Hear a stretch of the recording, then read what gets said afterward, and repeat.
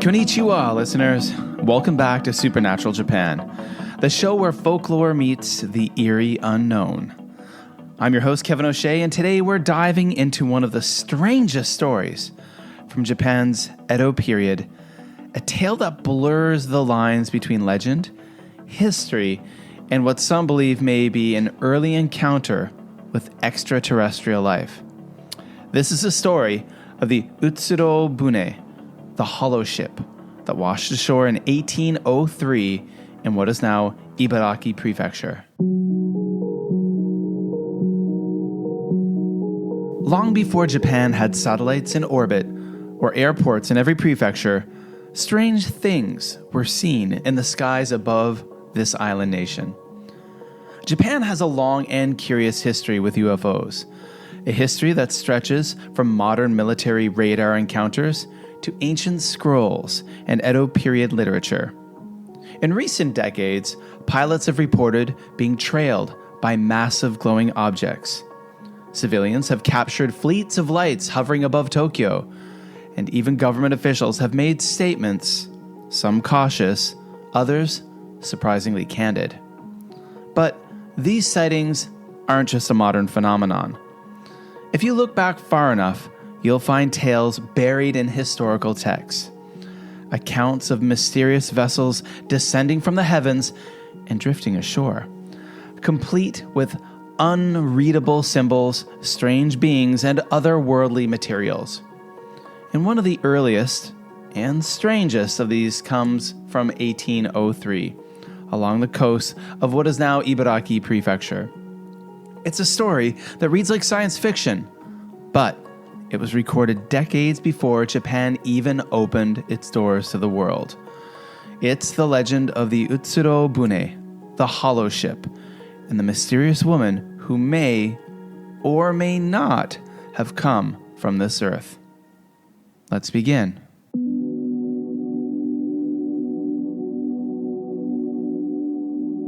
The year is 1803, in the early part of the 19th century. Japan is under the rule of Tokugawa shogunate, a time known for its rigid social order, its isolationist foreign policy known as sakoku, and a flourishing of culture and literature. In the quiet coastal village of Hariadori in Hitachi province, something strange appears on the horizon. An unfamiliar boat, round and strange, drifting slowly toward the shore.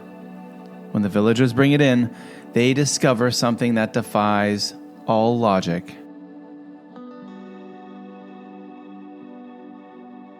The boat was small, about 3.3 meters tall and 4.5 meters wide. But it was nothing like the fishing boats the villagers were used to. It was circular, almost like a rice bowl turned upside down or a flying saucer, though that term wouldn't exist for more than 100 years.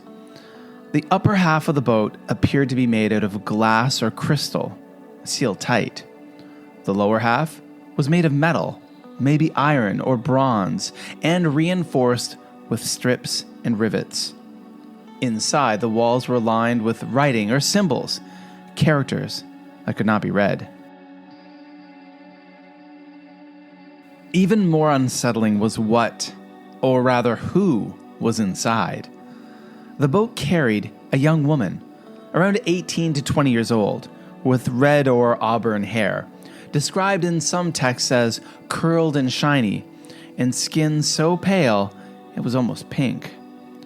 She wore clothing made of unfamiliar materials, neither Japanese nor Chinese in appearance. In her arms, she tightly clutched a small box, roughly 60 centimeters in size. She wouldn't let anyone near it. She spoke no known language, and nothing the villagers did could make her understand them, or them her. What was in the box? Some speculated it contained the head of a dead lover. Others thought it might be a religious artifact. Some even believed she was an exiled princess from a far-off land, sent out to sea in disgrace.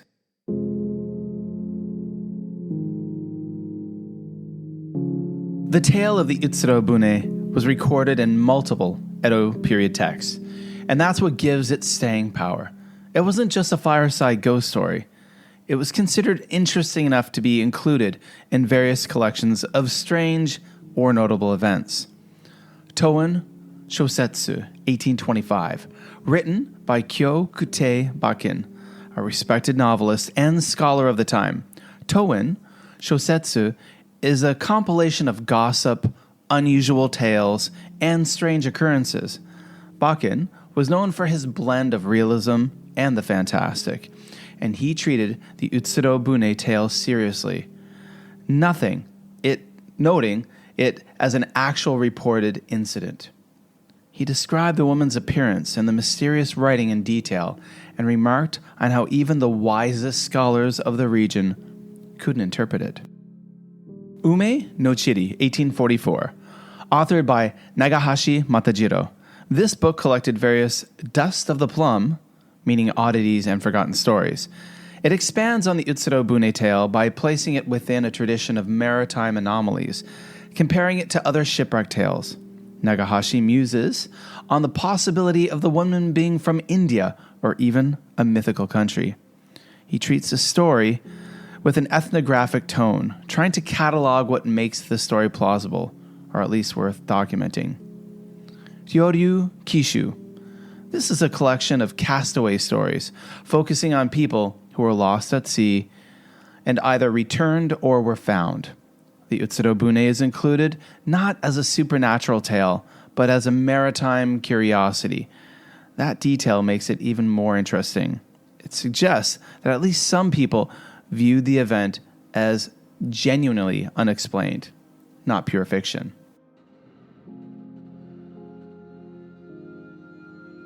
So what was it?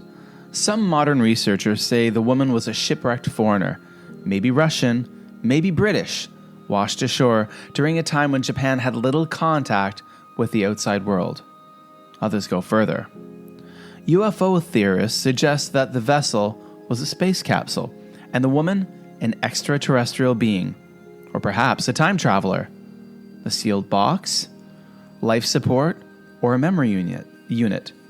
The strange writing, alien script. It's easy to roll your eyes at such things, but then again, the boat was metal, round and sealed. The woman spoke no known language, and the story appears across multiple sources, each independent and written decades apart. The Utsuro Bune story lingers in Japan's cultural memory because it sits perfectly at the crossroads of folklore, maritime tradition, and what we might now call the paranormal. It reflects Japan's isolationist past, its curiosity about the unknown, and perhaps a deeper human fear of what might wash ashore from beyond the world we understand. Was it a ghost? A goddess? A lost princess from another land? Or something not of this earth? You decide. Well, thanks for joining me on this strange journey into the unknown. If you enjoyed today's episode, please subscribe to Supernatural Japan, share, and leave a review wherever you listen to us. It really helps the podcast grow. Of course, word of mouth is the best way to help our podcast grow as well. So tell a friend, tell a coworker, tell a classmate, tell someone you know who likes a little bit of spooky history, all about Supernatural Japan.